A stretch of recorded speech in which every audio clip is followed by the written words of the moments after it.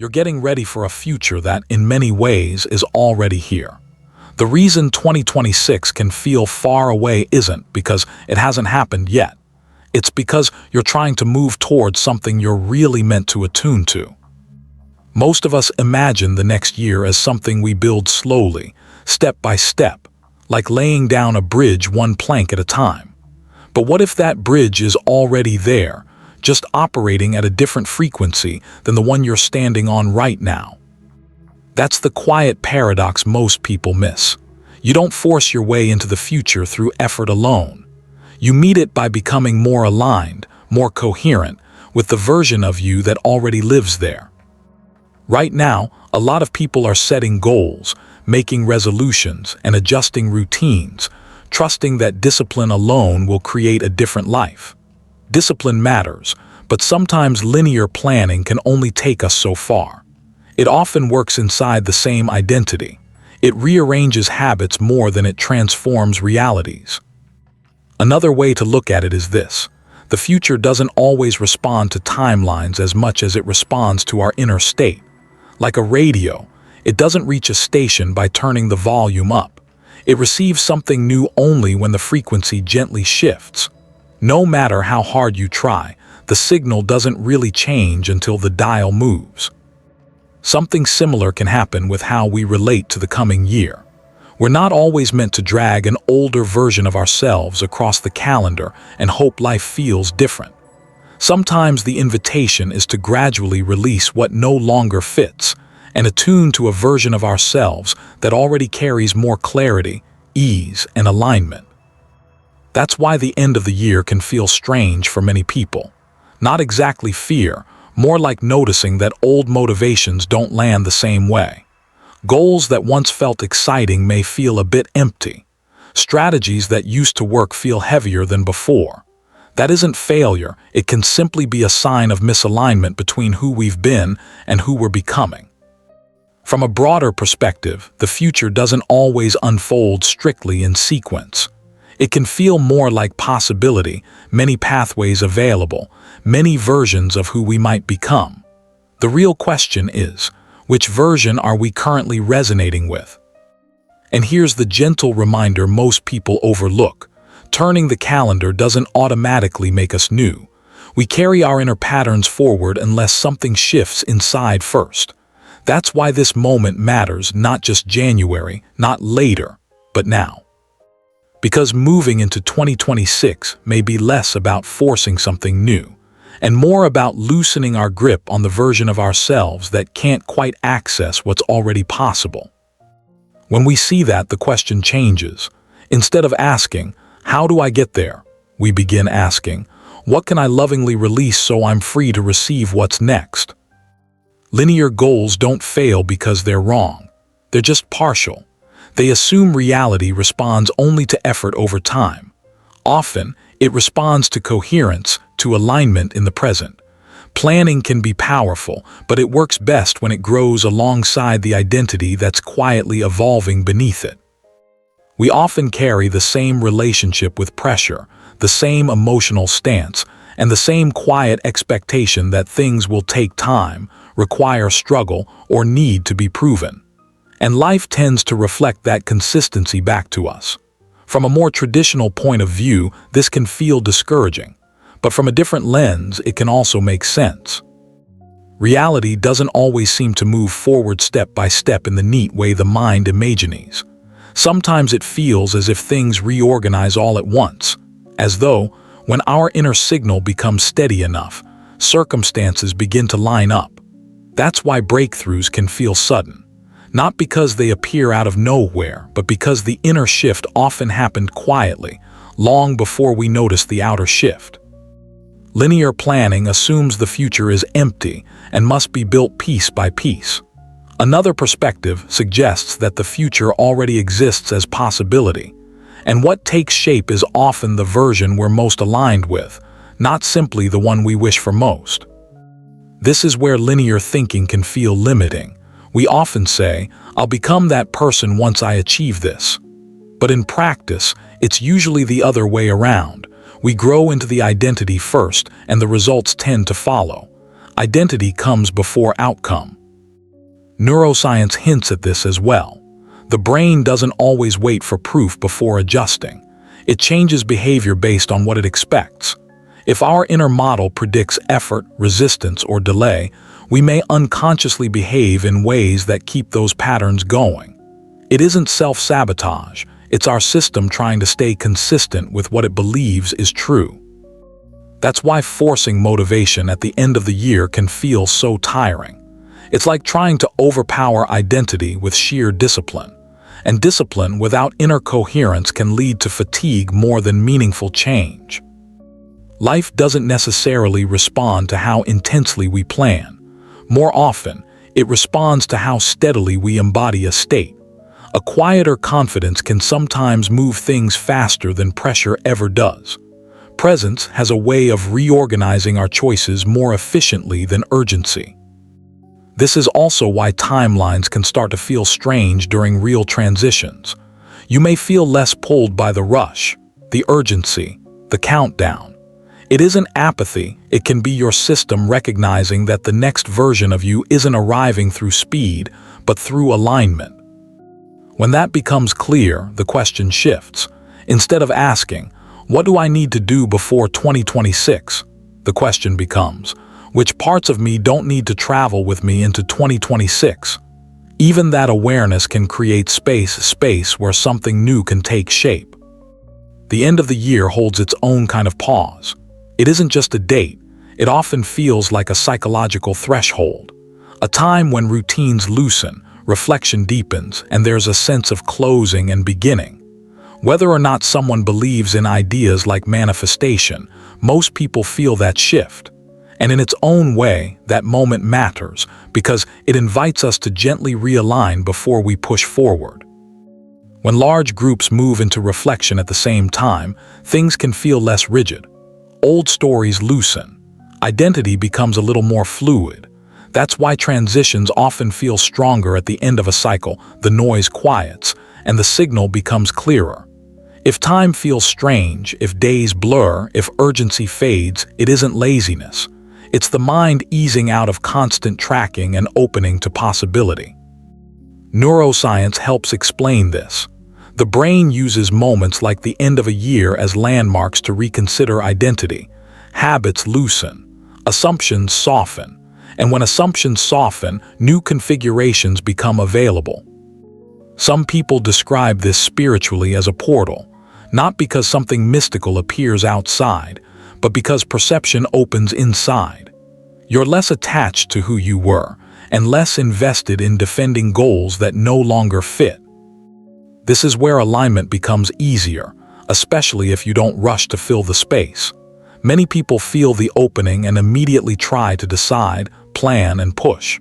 But pressure can close the field too soon. It forces outcomes from the same identity that's already being invited to change. The opportunity here isn't more action, it's attunement. Instead of asking what you want next year, you begin listening for who you're becoming. The version of you aligned with 2026 doesn't arrive through force. It shows up as a steadier frequency, calmer, clearer, less reactive. When you allow yourself to rest in this end-of-year stillness, the future version of you stops feeling distant. It becomes familiar. That familiarity is alignment. From there, manifestation isn't about control. It becomes about receiving. 2026 isn't asking you to want harder. It's asking you to arrive as someone who can hold it. Eventually, the focus shifts from what you desire to what you're ready to release. Identity takes the lead. We don't simply attract what we think. We tend to align with what we've grown comfortable being.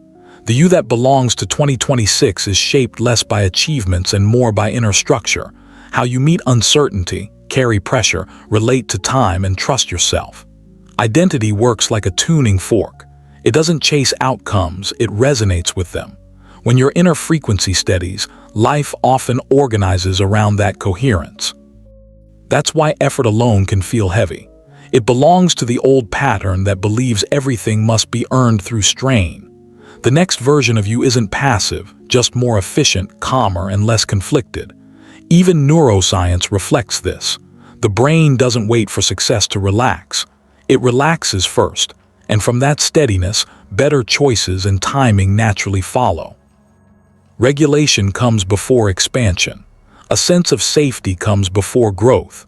In spiritual language, this is embodiment. You don't have to keep imagining yourself as someone else. You begin to quietly inhabit that posture from the inside, here and now. Not pretending, not forcing affirmations, just allowing your responses to arise from a calmer place. When this starts to happen, the shifts are subtle. You explain yourself less. You don't chase clarity as urgently. You don't need as much reassurance that you're on the right path. The urgency softens, and with it, the resistance softens too. Manifestation begins to feel less dramatic and more natural. You're not trying to be positive. You're simply becoming more coherent. And coherence is a powerful signal. The future version of you isn't only waiting somewhere at the end of 2026. It's available as a state you can tune into now. The invitation is to gently release identification with the version of you that can't access it yet. If this message resonates, you might simply notice the thought, I'm already growing into this. Not as pressure to become someone else, but as recognition that your system is beginning to align. When identity shifts, action tends to follow with more ease. Reality doesn't need to be forced, it slowly reorganizes. What remains is acknowledging the transition consciously, closing what's complete and opening to what already fits. This isn't visualization in the usual sense. It's not about pushing images or emotions. It's about letting one frequency complete and allowing another to be welcomed. The practice is simple because it speaks to identity rather than imagination. First, pause just enough to notice yourself. Feel the version of you that carried 2025, the strategies, the patterns, the protections. No judgment, simply recognition. Identities release more easily when they are seen. Then comes the part many people overlook. Instead of asking what you want for 2026, ask what no longer belongs. Which reactions feel outdated, which urgencies feel unnecessary, which efforts feel forced. These are signs that the old pattern has already served its purpose. From one perspective, change happens when our observation becomes clearer. We don't create a new reality by fighting for it. We allow the old one to complete by gently withdrawing our identification with it. Without being fed, it loses momentum. Quietly, without pushing, let it dissolve through acknowledgement, not resistance. Now welcome what's next, not as a picture but as a state. Notice the internal posture of the you that feels aligned with 2026, how they meet uncertainty, how they relate to time, how they sit with silence. Let that state feel familiar rather than exciting. Neuroscience suggests that when the body recognizes a state as safe and familiar, behavior begins to reorganize on its own. Spiritually, we might call that embodiment. You're not trying to imagine a different self. You're simply allowing yourself to operate from a gentler, more supportive inner structure. That's why this kind of ritual works quietly. There isn't a big emotional surge or dramatic moment, just a subtle shift in how you inhabit yourself. To seal it, you can anchor it in language, not as a command but as orientation. Softly, inwardly, or aloud. I release what no longer matches me. I welcome what already knows me. That's enough. No forcing, no repetition.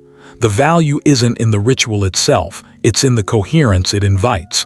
And coherence is often the clearest signal we can offer life. As you continue, there's no need to monitor results or keep checking whether it worked. That checking belongs to an older pattern. The newer one trusts timing. It responds instead of chasing. This isn't about becoming someone entirely new overnight. It's about gently stopping the habit of being who you no longer need to be. And that's why this moment can matter more than any date on a calendar. You don't drag the old self into 2026. You tune into a quieter, truer version and allow the future to meet you there. What makes this transition meaningful isn't what you push yourself to accomplish next. It's what you're no longer willing to carry without noticing. Fears that masquerade as caution, urgency disguised as ambition, survival strategies dressed up as discipline. When those travel forward unchanged, the future can end up resembling the past. You don't have to fix your past to step differently into 2026. You simply loosen your identification with it.